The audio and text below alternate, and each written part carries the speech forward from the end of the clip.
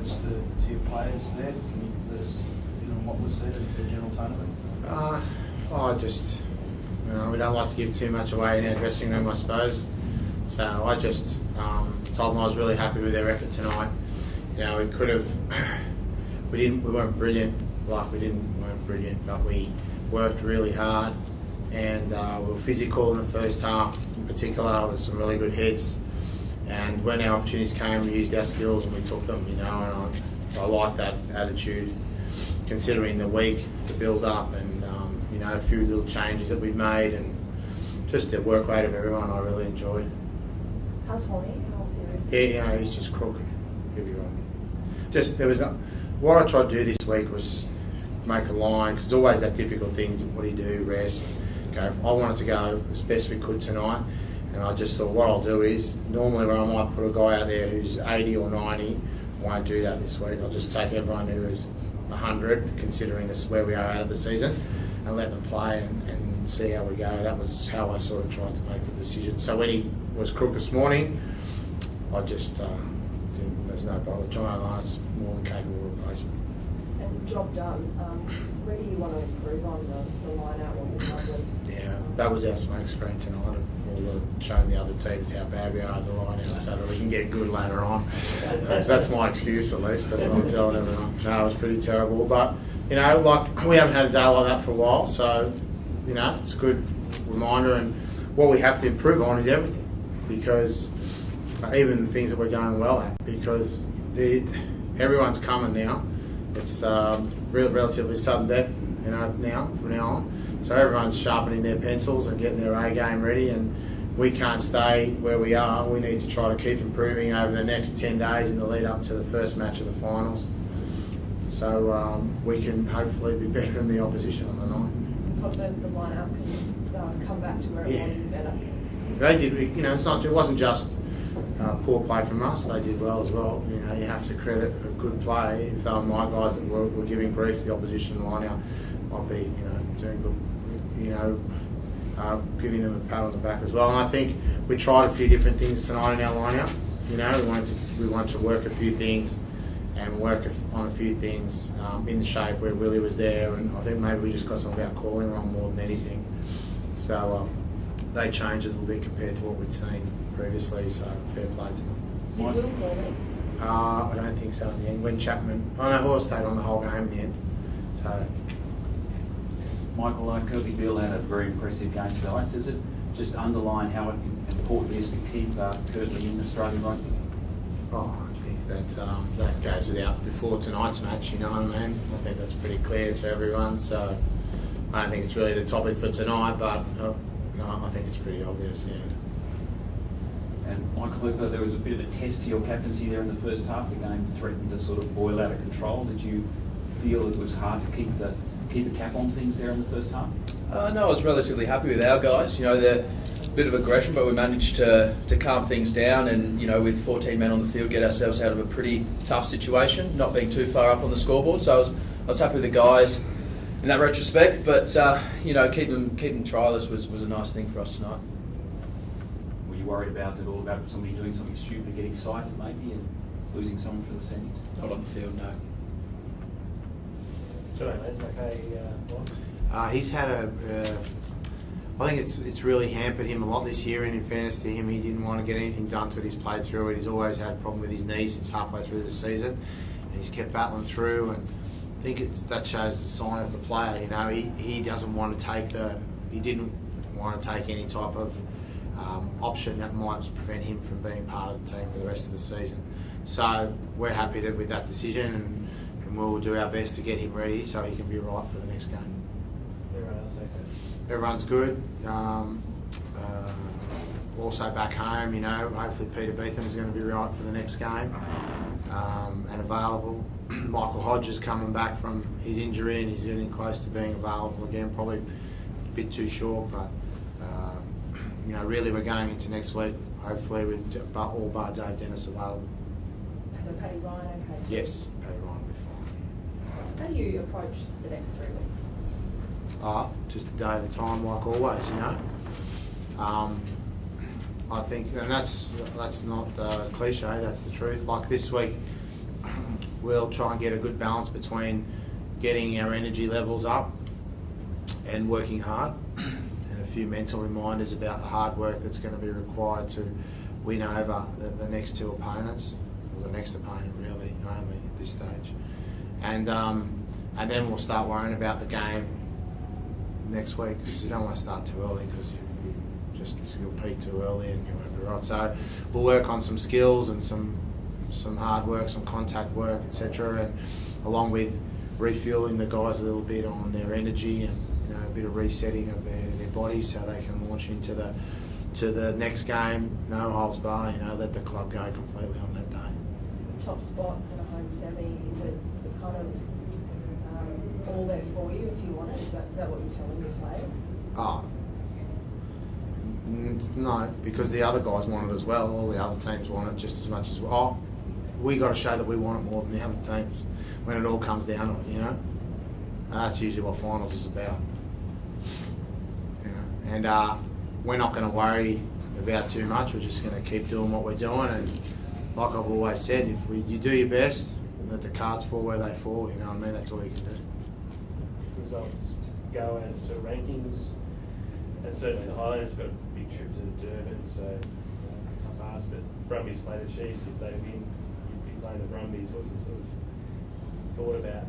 I think if you go back to your notes from the press conference at Sydney when we played the Brumbies, I said we're going to see that team somewhere along the way, or maybe on Fox we're going to see that team again somewhere, because they're quality. Yeah. So it doesn't surprise me at all if we're going to see them there, or even if they're in the other half. Yeah. Hopefully in the other end, at the right at the end. Great for Australian footy if we can both push on. They were good on. Yeah, very good. Well, their quality, like they've got a nearly full international team. Like, everyone talks about us. I've got all these players, etc., but they've got a full international team themselves. So it doesn't surprise me at all. When we played them in Sydney, they had a lot of injuries and a lot of people out. So it's a bit of the result doesn't really reflect what their team is about. So they've got finals experience. So I think it'll be a good challenge if that happens, as it will be Chiefs, Highlanders or Sharks, or that's the rest of the makeup, I think, of the full of 3 to 6. So every team's going to be a difficult opponent, and what we've got to do is be more difficult than they are. It's pretty simple.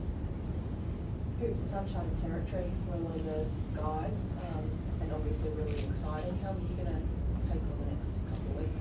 Yeah, it's very exciting for us. The great thing is we've got guys throughout the squad, coaching staff, and some players that have been in this situation before. So you've got to draw upon these guys within the team and get advice. But I guess why we've done well this year is we've focused on our own thing and keeping that together. So going forward, I guess it's much of the same, and I guess it is another learning curve for myself and a lot of the guys in the squad. How much confidence is there, Michael, in the group now that you can win? Yeah, as Chet has been saying this whole time, it's one game at a time. It's all knockout now. So winning the first semi is key, and like I just said then, it's about focusing on what we're good at next week, and then you can start preparing for the team the following week. We don't know who we're going to be playing until end of next weekend. So it's exciting that the fact we can just go to the drawing board and think, where have we fallen short tonight and where we can improve. Check that much tonight. Well, the fair disparity in the scoreline. Did you see that as a good warm-up for finals? Certainly the way the Reds took it to you in the set piece. Yeah, I think physicality was good, and work rate. They're the things I really wanted out of tonight, and our skills. Just play the way we wanted to play, and I think there was a lot of talk about we might be a bit blunter without Israel playing, and that's definitely true because he's a sharp operator. But I was really happy with some of the guys that maybe haven't played a lot of football this year: Cam Crawford, Tom Kelly, John O'Lance, Mitch Chapman, McCutcheon, Tolulatu. Those guys who came on, they really added some spark. I know it wasn't a brilliant spectacle for the fans at some times in the game, but I like that forward battle. Queensland, they had a lot of young players playing in the back, so it wasn't that easy for them. A lot of debutants and stuff like that, and we have some experience. So, that. But in the forwards, it was a good tussle, and we need that work rate, etc., and improvement on that work rate. Even though I was happy with it, if we want to go further. Jack, what was your take on Kepa's Cindy? I'm I'm not in the space to talk about any of those things anymore. It's too dangerous ground for me to talk about anything like that. All right. Thanks a lot. Thank you.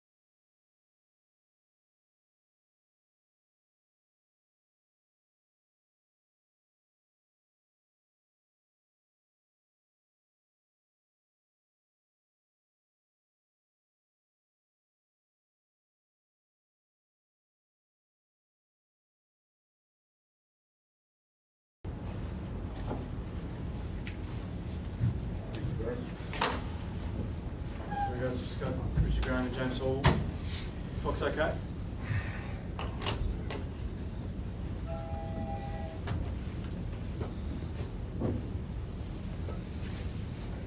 We'll jump straight in when you're ready, guys. James, so update on the injuries? Ben Daly dislocated his shoulder. Ben Lucas, until we have a scan, not quite sure, but it looks like torn meniscus. Kev just re-stitched there from being opened again. Tapai knocked out, but has regained consciousness and he was alert and bright, so he should be all right. I think that was it, wasn't it? Yeah, I don't know about Turner at the moment. Which I guess is probably an indication it may not have been your night when you was Ben just walking. Yeah, mate. The game itself probably a bit of a reflection of the season. To be honest, is far down to that sort of thing. So, if Daly has surgery, that's the 18th bloke that we've had this year go under the knife. When you look at that tonight, we had eight backs. I think it was that didn't play. So, I think we've made some really good gains in our attack. I think we scored probably 12 or 13 more tries than we scored last year, and I think our set piece has certainly improved significantly. It's been a real cornerstone of our game, but mate, clearly the area that we need to go back and address is our defence.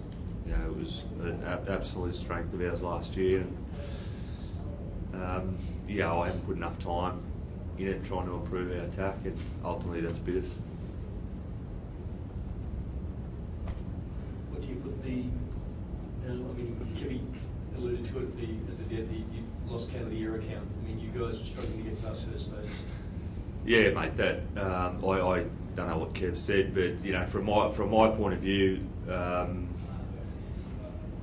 we just needed to go. We'd lost obviously a couple of guys in the inside backs, and we just needed to go back to something simple at that point in time and build pressure and make them make some tackles and ask some questions of them. And I think we pretty much spent certainly the second half defending, because each time we got the ball, we'd turn it over on first or second phase, and then they didn't hold on to the ball for long. They'd give it straight back to us, and then we'd turn it back over and we'd spend time defending. So, I think that's pretty much a reflection of the second half. James, in the same derby, you've got to be. The physicality was there, and the set piece work was really good. Your line out really showed them up. You'd be pleased with that, but at the same time disappointed that you still had 30 points. Yeah, I think they were pleasing. You can't question the attitude or the intent. We did, the things we practiced, set piece wise work. I don't think they won a clean line out through the whole first half. So that was obviously a big strength for our forward pack, and I think our scrum was putting them under pressure, which is really positive. But in the end, just errors. Their first two tries were essentially on the back of errors. Charge down, they get field position, score. Second one, similar sort of scenario. Turn it over at the scrum base, turn, go to the edges, score. And we just got to be better than that, and that's it. Probably a reflection of the whole game. They fed off our inability to build pressure, and their experience, especially out in the back line, I think showed in that second half when they were able to, the ball that they got, they were able to make something of it. How do you feel about that cornerstone that Richard talked about as far as the set piece go? Disappointing season, obviously, but where you're at now, looking further ahead to next season, do you feel you've got a good platform there, and get that defence right? You can certainly get back to the finals teams in the competition. Yeah, mate, look, if you have a look at the competition this year, and this is for me one of the really disappointing things, and you know, I might be a point or two out, but I think last year we got 58, 59 points. You take 2 buys out of it, and that takes you back to 50, 51. You know, the 6th place team, I think I'm right here, is the Highlanders on 42. So the competition was different this year, and yeah, you turn a couple of close losses into wins, and you give yourself an opportunity. Mate, we weren't good enough. We didn't do that, and that's the disappointing thing. That's what eats away. You mentioned, defence obviously is a big disappointment. You had put more time into attack. You were the defence coach last year. How do you change things next year? Do you continue on as defence coach? What do you do? Do you bring someone in? Oh look, right at this point in time, I'd say I'll stay in that space because I really enjoy it. I did very well there last year. I think we conceded only 23 tries last year. Clearly, in trying to change, the decline in our tries, put more focus on the attack, and I think the adage is true. Attack brings a crowd, and defence wins championships, and the teams are going to win. The Waratahs have done really well, and I think statistically they're the top defensive side or second top defensive side. And generally speaking, you've got to give yourself a chance. James, the Waratahs defended those 5 lines close to the line very well and messed up a few of the balls and put a bit of pressure back on. What does that say about their suitability to go on from here? Like you put them under a fair bit of pressure and they resisted pretty well. Yeah, well, I mean they're a good side. I mean you don't fluke finishing top of the table. Like it's not a fluke. You don't get there by luck.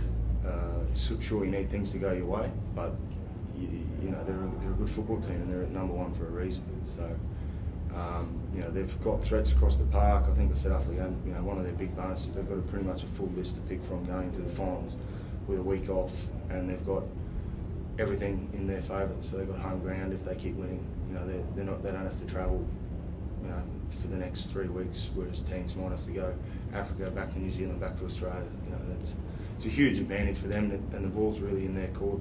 And I think that's why this competition rewards the team that finishes top, and they've done that. Like potentially they can play Rugby's Crusaders to get to a title. How tough that? Look, both teams pose different threats, but if they, as I said, the fact that they won't have to travel is an advantage. The Crusaders are a team you cannot write off at this time of year. They've got big game players across the park. I think I don't know if Reed and McCall come back today. I'm not sure, but I think they did. Carter's back playing.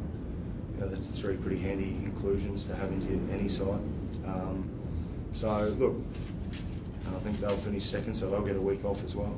So it'll be an interesting next couple of weeks. But as I think the Tars have got everything in their favour to get the result.